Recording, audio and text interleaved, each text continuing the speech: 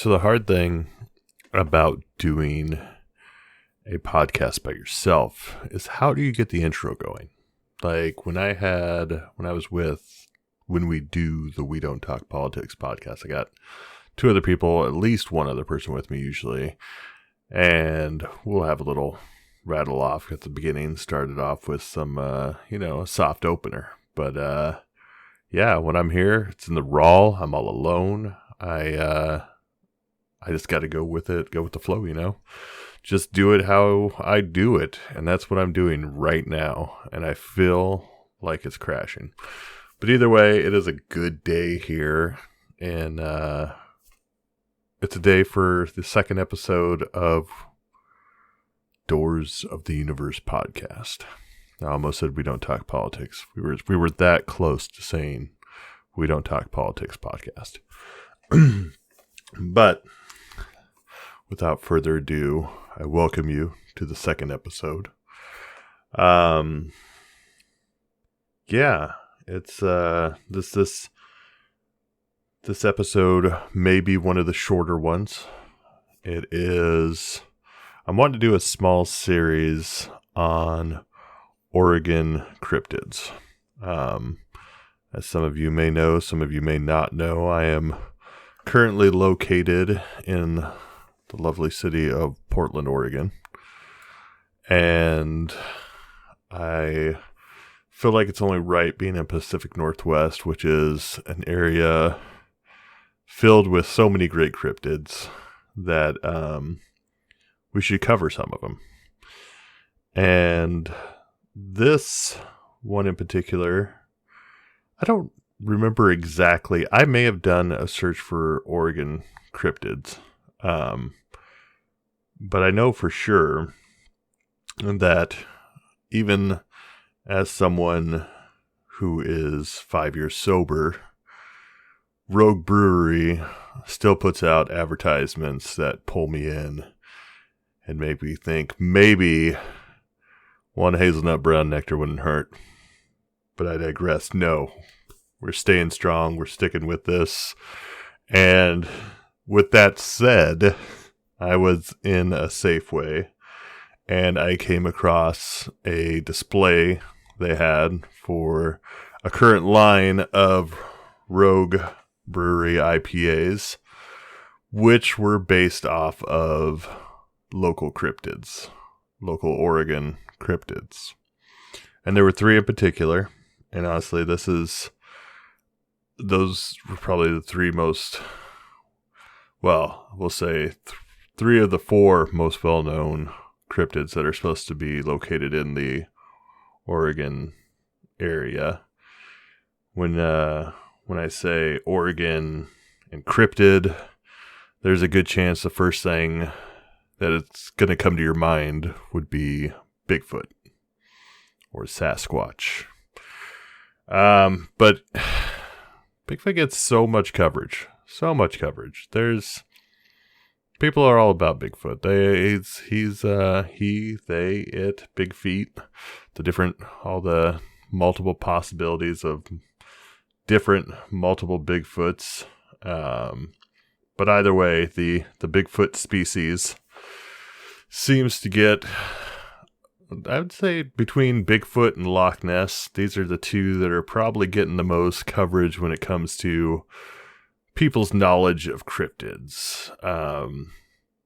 My dad is currently having to explain to people what cryptids are because I sold him my car before I left, my little Prius that I was using for DoorDash and food delivery in general. Speaking of which, let's do this real quick. As someone who is looking out for my fellow man, looking out for people in the side gig industry, if you can get with Grubhub, go with Grubhub. DoorDash is all right. It was a good foot. That's what I started with. I did DoorDash, and I got my foot in the food delivery and using the apps and everything. But Uber Eats and Grubhub especially are way better than DoorDash as far as what they pay their drivers. Tips always go 100% to the driver. But yeah, DoorDash, you can do an order as small as $2.50. If somebody chooses not to tip and it's not a peak hour, you could spend half an hour doing a delivery that's going to get you $2.50. Mind you, you can skip orders, but then you also affects your rating. I could do a whole episode on food, on the food delivery gig jobs out there, because I've done all three, and I will say by far Grubhub is the best one to do. Uber Eats it's up there. It's a close second, I'd say, but Grubhub is by far the best. If you can get with Grubhub, get with Grubhub. That being said, sold my dad the car with the Prius, and on the Prius I had a sticker that just said, "I brake for cryptids." So now my dad is driving that car to work, and his coworkers are like, "What the heck is a cryptid?" So he's getting to explain to them what a cryptid is, which, if you're not familiar, it's just all these different creatures that have been seen or spotted, but there is no scientific proof leading to their existence. Like I said, Bigfoot, Nessie, the Loch Ness monster. These are two that are probably most prominent. Most people are aware of, even if they're not into cryptozoology, which, that's a term. So yeah, I wanted to do, some local cryptids here in Oregon. We did Iowa. I think, as far as I know, we only have one cryptid in Iowa, and that was the Van Meter Visitor, which, if you haven't listened to that episode of We Don't Talk Politics, check it out. I think it was like 2 or 3 episodes ago. But yeah, the Van Meter Visitor, if you want to hear about a cool Iowa cryptid. But today, we're visiting something that I do not like. Something that makes me feel unwell, even just looking into it and researching it. And what that is any large body of water. I do not like I don't dislike sea creatures. I just have some underlying fear that I don't know where it's coming from. Don't get me wrong, I watched Jaws when I was young. And sure, Jaws, it had its effect on me, which is why I have a large fear of sharks. But underwater, large bodies of water in general are not an enjoyable subject matter for me. It's even being in like a pool and being underwater, you know that sound, like that underwater sound when it's just that echoey whatever. I don't even know how to describe it. But when I see that in films, it still gives me goosebumps, chills, makes me feel uneasy. It is unwell with my soul when I have interactions with things like that. So, of course, we want to get, of the three, well, as far as I know, of the three, the most water-based one out of the way first. Which, if you know anything about the Loch Ness Monster, today's cryptid has been somewhat called the American, or the Loch Ness Monster of the U.S. His name is Colossal Claude. He has possibly also been known as Marvin the Monster. And another name they had for him was the Columbia Sea Bar Serpent. I don't know if you follow the Instagram or the Twitter, but if you do, you will see a phenomenal an amazing, a mind-blowing artistic rendition of what I think Colossal Claude look like from the descriptions I've read, descriptions I've heard. But there is also plenty of pictures, artwork. Well, not plenty. There's not a lot. Claude does not get a lot of attention. Honestly, there's not a ton of information on Claude online.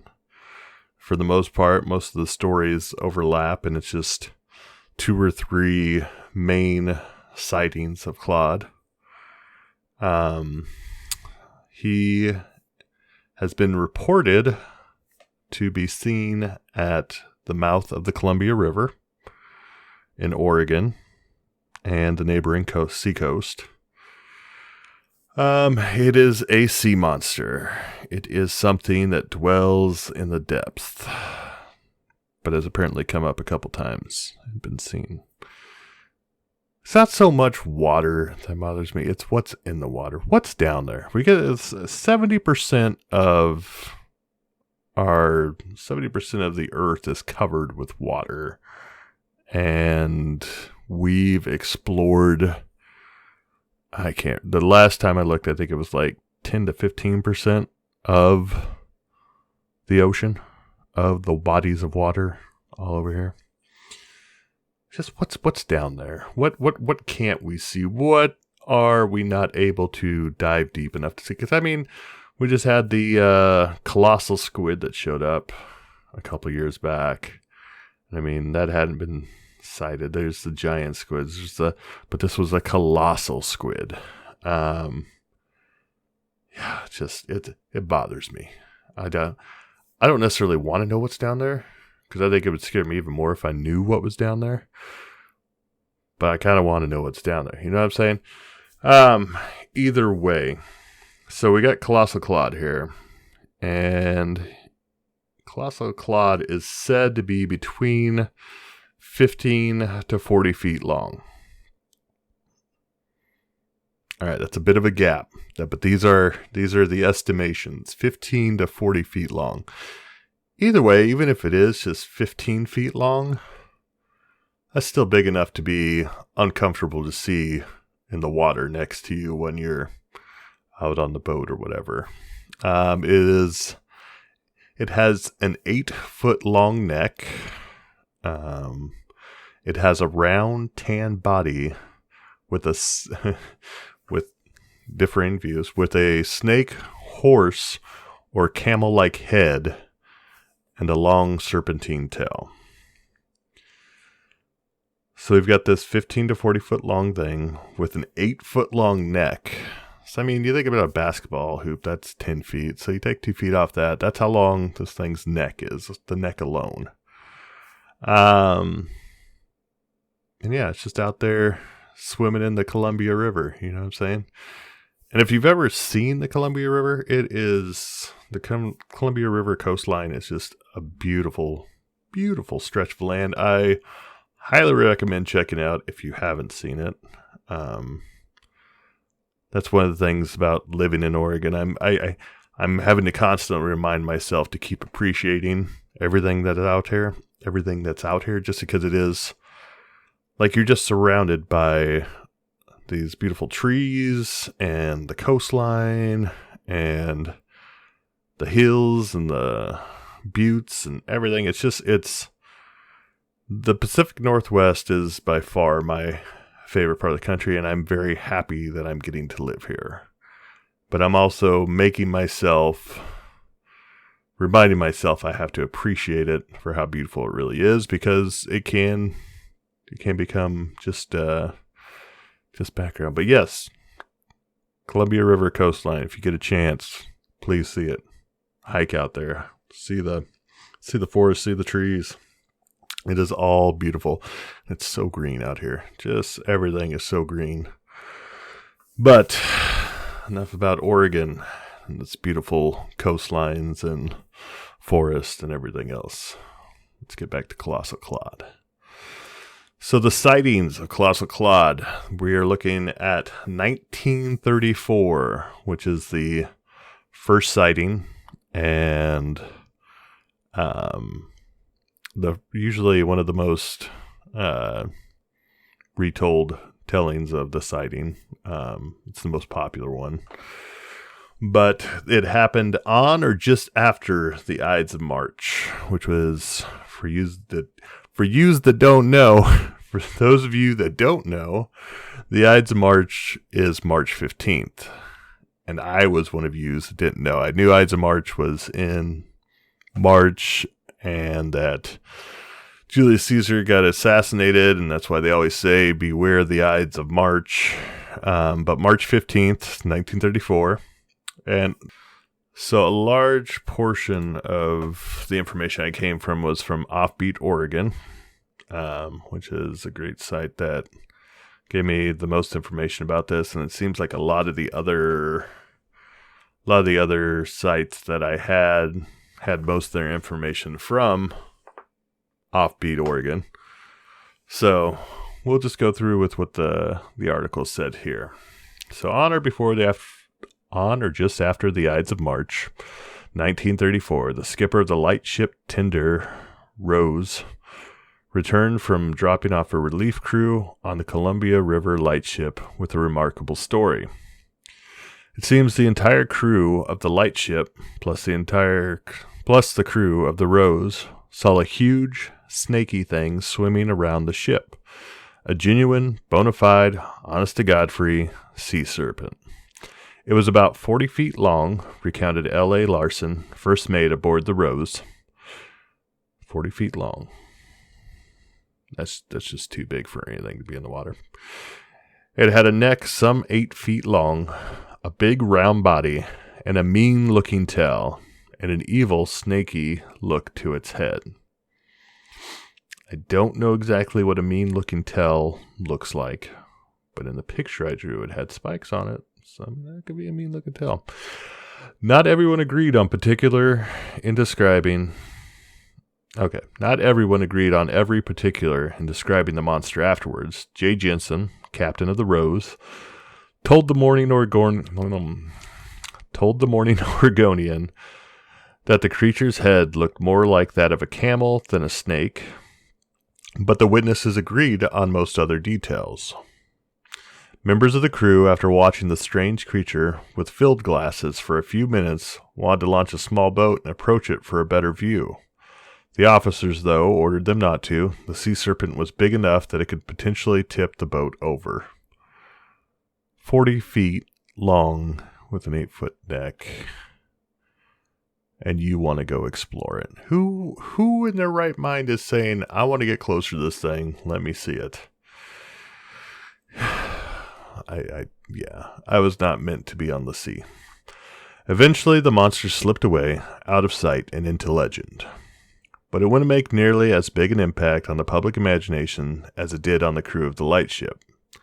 That's probably because somebody decided to dub it Colossal Claude, and whoever did that would be the runaway first prize winner in any least interesting monster name contest.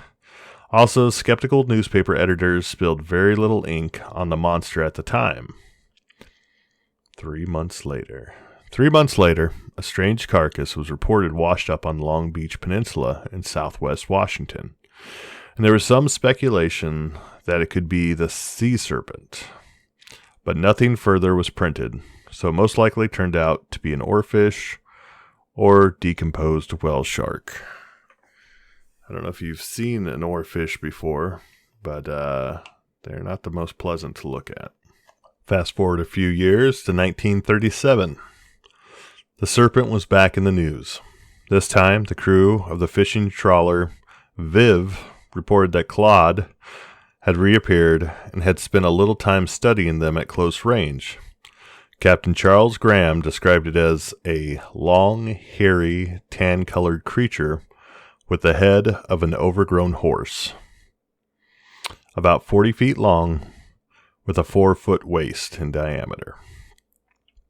So we're getting similar stories of it being 40 foot long, overgrown horse, the head of an overgrown horse. So we're leading horse, camel, snake right now. These are where we're at. But tan-colored creature and hairy.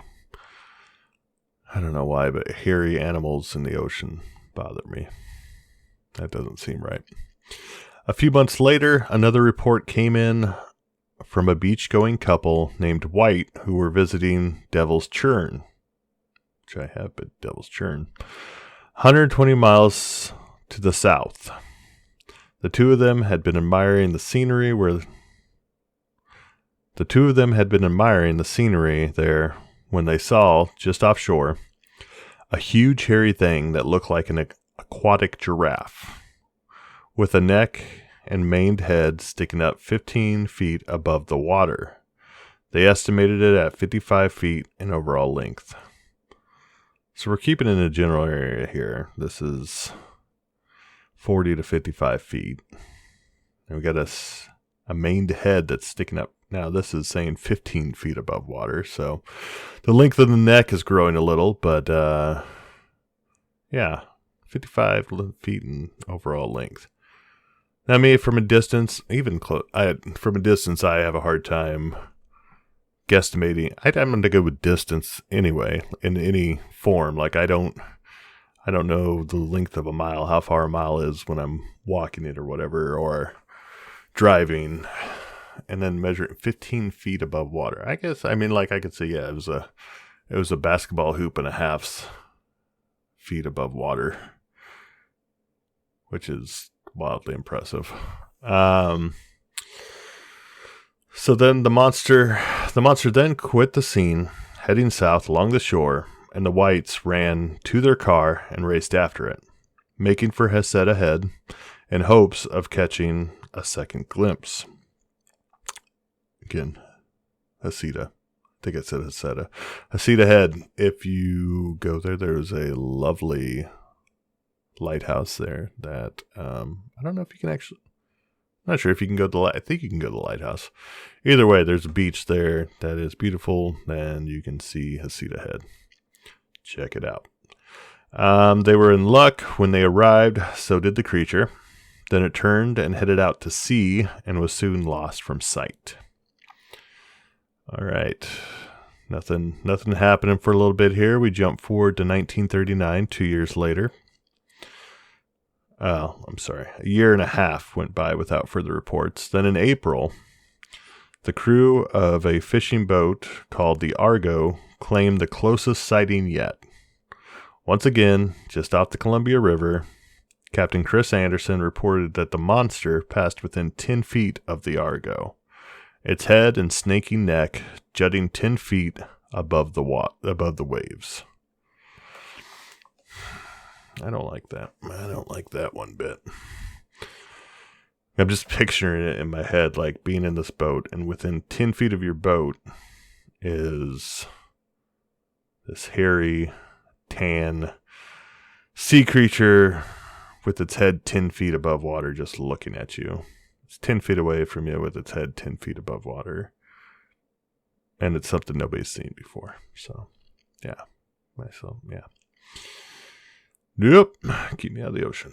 Anderson said one of his crew members grabbed a boat hook and tried to poke at it, but Anderson stopped him out of fear of making it angry.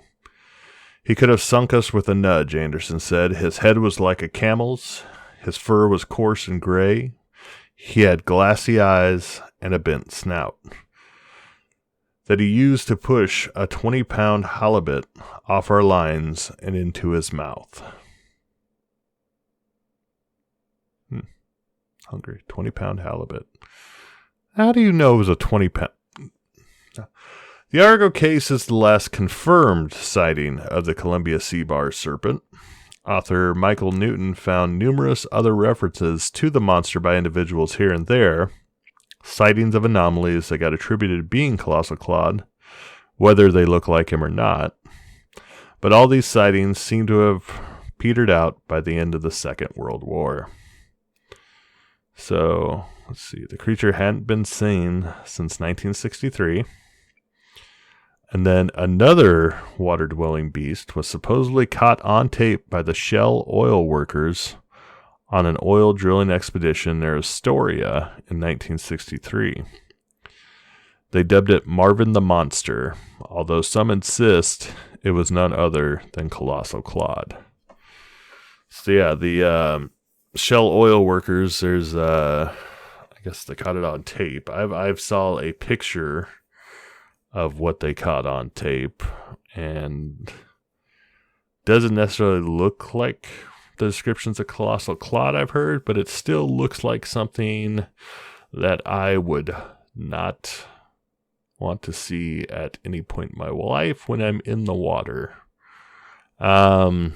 But yeah, definitely, it was definitely monster status. It was large, and it, I can't remember, it said it had like, they caught it doing like a coiling swimming motion. I need to see if I can find video of that. I saw, which I really don't want to watch. There was one video on YouTube I watched. I'm pretty sure it was fake, but it still gave me chills when I watched it. Of like something surfacing. These people are in a boat and they're watching the water. They've got and you see the movement, and then you see it surface for like 2 seconds, if that. And yeah, that was more than enough for me to see. And then it looks like the video they caught of Marvin the Monster was underwater. Like, it was an underwater camera they had. It looked like night vision almost, but did not look pleasant. Okay, so some possible explanations of what Claude is. I guess some more pro-Claude points here. First off, there's the number of eyewitness sightings by groups of people. In most cases, people unrelated to one another. Naturally, conspiracy is not unlikely in a case like this. Kind of like, let's get together and tell everybody, hey, we saw Colossal Claude. But it is complicated. And most conspiracies eventually unravel. This one never has. It just seems like there was enough eyewitnesses from credible sources that it was a thing. What it was is still up for guesses, but there's also another pro-Claude being real is that the timing. All the confirmed sightings of Colossal Claude happened during the spring Chinook salmon season, just off the mouth of the river. If there were a monster lurking in the waters off the Oregon coast, given the volume of fish pouring into and out of that river that time of year, that would be where it would lurk. It's also interesting to note that Claude is last seen raiding a boat's fishing nets in 1939, a couple years after Grand Coulee Dam cut most of the Columbia River's spawning grounds off and started the destruction of the river's salmon fishery. So the salmon start disappearing and Claude starts disappearing. That was the last time there was the confirmed sighting of Claude, was the 1939, but we have Marvin the Monster in 1963, who, in my opinion, comparing the two, I'd have to dig some more. I'd have to look. I'd have to go more in depth, but the picture I saw of Marvin the Monster looked like something separate from what Claude is described as. Marine biologists said Claude was probably a whale shark or some form of elasmo branch. But by then, the legend had overwhelmed such learned opinions. So what's an elasmo branch? Let's do a little science learning here, because I had to look it up too. It's a cartilaginous fish of a group that comprises the sharks, rays, and skates. So it's part of the shark and ray and skates, which What's a skate, you ask? Because I didn't know what a skate was, and I wanted to look it up. So I did. And skates are cool. They're basically like less attractive manta rays, but when you look at them from the bottom, they have the smiley face thing going on, like the two little dots in the mouth, so it looks like it's a smiley face all the time. So that's cool. And yes, people do eat skates. When I was trying to research and looking into what a skate was, there were videos popping up how to prepare skate wings while I was researching. I'm guessing it's more of a pygmy variety as opposed to the giant variety, which I think one of the skates I saw was like 14 feet wide and like 800 to 1,000 pounds, I believe. But yeah, they can be very large. And then, like I said, the pygmy, because when you're looking at the videos, what I saw they were preparing, I didn't watch any of the videos.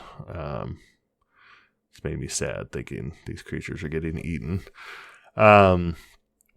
It looked like they were more the pygmy, the smaller variety of the skates that they were eating the wings off of.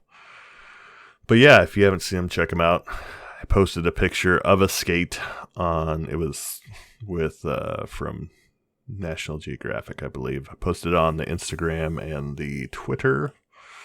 But yeah, so marine biologist said Claude was probably a whale shark or some form of elasmo branch.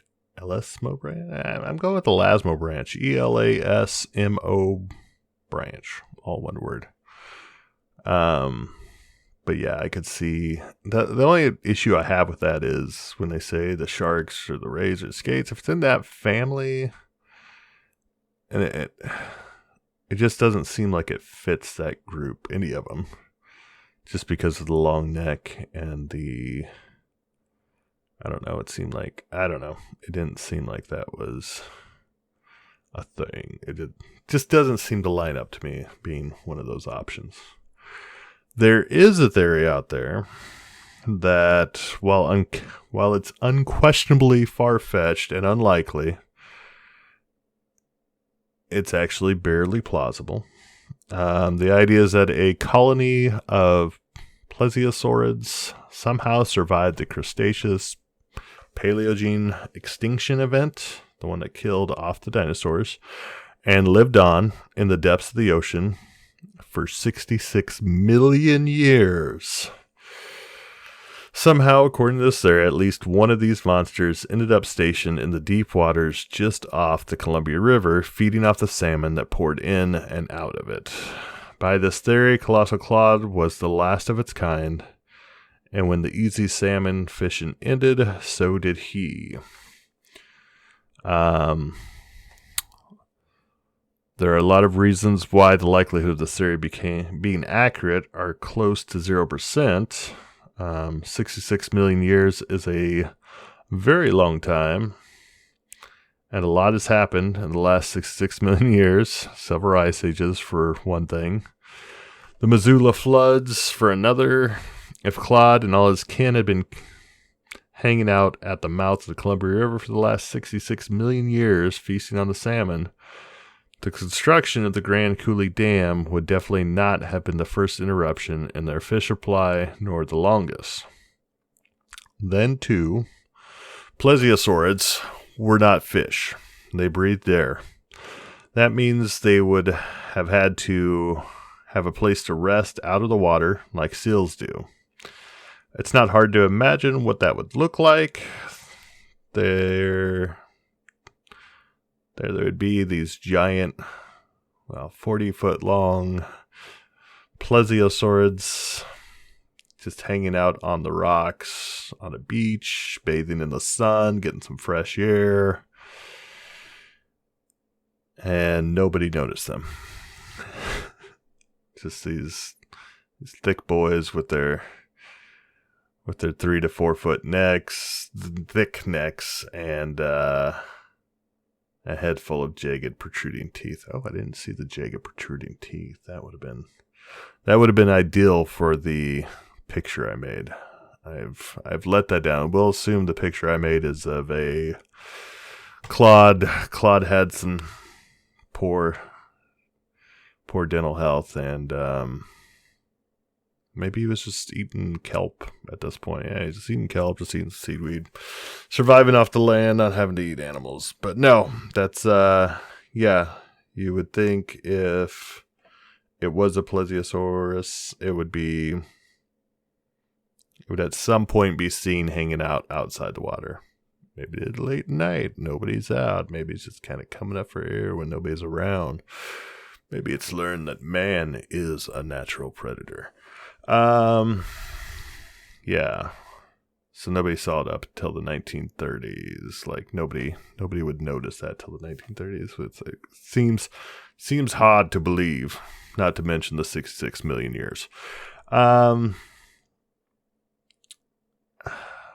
to this day, Colossal Claude remains missing. He has not been spotted. In fact, he hasn't been mentioned in the Oregonian since the 1967 report. While Bigfoot has shown up multiple times. But yeah, Claude is, if he's still out there, he's not making himself seen. But so, I mean, it's interesting to think about. It's the fact that you have multiple sources that spot this, not necessarily within the same, I mean, semi-close timelines, but still, like, I don't know. It just seems like, to me, it seems like it is something that was possible. I guess something was seen. Let's put it that way. Multiple people saw something. Or they were just telling, I don't know, coming into port and spreading stories to make good long-term, I don't know, myth and legend. Me personally, I believe there is so much stuff in the ocean that we don't know what it is, or there's probably so much stuff that we haven't seen that does exist. We're constantly finding new life forms from the ocean. So yeah, no, I definitely think there's a possibility that this was a very real thing and that multiple people did see this, multiple witnesses, which makes it more credible. What do I think it is? I'd love for it to be a dinosaur. I'd love for the fact that there's still some dinosaurs 66 million years later that survived the mass extinction and the ice ages and everything else. But the likelihood of that is... But the likelihood of a 40-foot creature with a 8-foot neck, 8 to 15-foot neck, and covered in fur doesn't seem very realistic either. But me personally, I'm going with I do believe it was a thing. Do I think he's still alive? I lean towards probably not. I lean towards... But you never know. I mean, the sightings are back in the... As well, if we go with the Shell oil workers and that one being Claude, since 1963, which is... It's a while ago, but it's not that long ago. And who knows? Maybe it was a couple different ones because there was slightly different descriptions with the creature. Could have been offspring or whatever. I don't know. I wasn't there. I didn't see it. I didn't want to be there. I don't want to see it.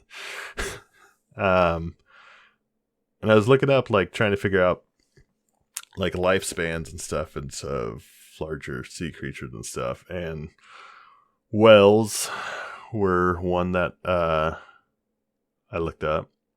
The bowhead whale has an average lifespan of 100 to 200 years.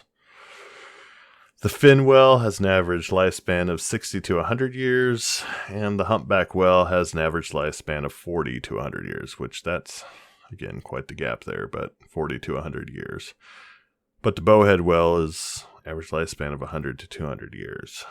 So it's like, yeah, something big, something that could hold its own in the ocean, could easily live for long enough for him to still be alive currently, with the recent sightings of the 60s. But at the same time, I also looked up colossal squids and got real sad because it looks like most squids are averaging between 2 and 10 years lifespan and respawning once. Not respawning, spawning. Making the babies. Yeah. So the squids are averaging 2 to 10 years. So it's science says we could have a bowhead whale live up to 200 years. Why not have Claude live up to 300-400 years? He's resilient. He's a 66 million year old. Well, he's one of a 66 million year old species of dinosaurs that just happened to make it to the Oregon coast. Good on you, Claude. I do kind of like I don't know why, in my head I like having this thought of like Claude just living in this area and like this is his home now. He's safe here. He's picked up his own spot, got his own little plot of land. It's right here on the Oregon, the Columbia River, the mouth of the Columbia River. Just kind of hanging out there doing his own thing, feeding on salmon his entire life. And then once the salmon supply gets cut off, he has to kind of head out and find another supply of food. So like the reason we're not seeing him more is because he's moved on to somewhere else. That's kind of what I'm picturing in my head. I'm seeing his food supply being. I know it said. I know what science said, and I know that it said that probably had multiple other times the food was cut off. But that's not the point. The point is, I want to enjoy this cryptid. I want to believe Claude to be a very real part of the Oregon history. Yeah, I'm going with Claude was real. Claude could still theoretically be real.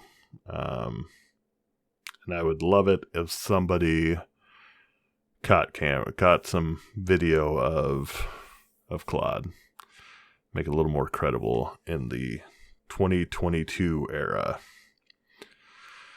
But yeah, that is Claude.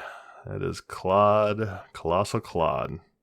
He is one of the three cryptids in Oregon that I will be going over. Like I said, Rogue Brewery. When I did drink, they had my favorite beer, which was the hazelnut brown nectar, which is just a tasty drink in a glass. And they have released, so I'll give them some credit for partially getting me on this. I don't even know if I finished that part of the story. My mind's 1,000 places. It's always jumping from one thing to another. But I was in Safeway and saw a display with the 3 cryptids on it. So those are the 3 cryptids I'm going to be going over, which are 3, like I said, 3 of the 4 major cryptids in Oregon, not including Bigfoot. Maybe one day we'll do Bigfoot. We'll talk Bigfoot. We'll get out there. We'll discuss. But I feel like he gets enough coverage. So I want to cover some of the lesser known cryptids of the area of the Pacific Northwest, but Oregon in particular. Washington is definitely another stomping ground if you're looking for a bunch of cryptids in the area. But that is all I have for you on Colossal Claude. Like I said, this one would be a little bit shorter episode. Still coming out to about 45 minutes when I'm end up getting done with giving you information. There isn't a ton of information on Claude online. Big thanks again to Offbeat Oregon for the majority of the information I got for this. There was a few other websites, but like I said, maybe most of the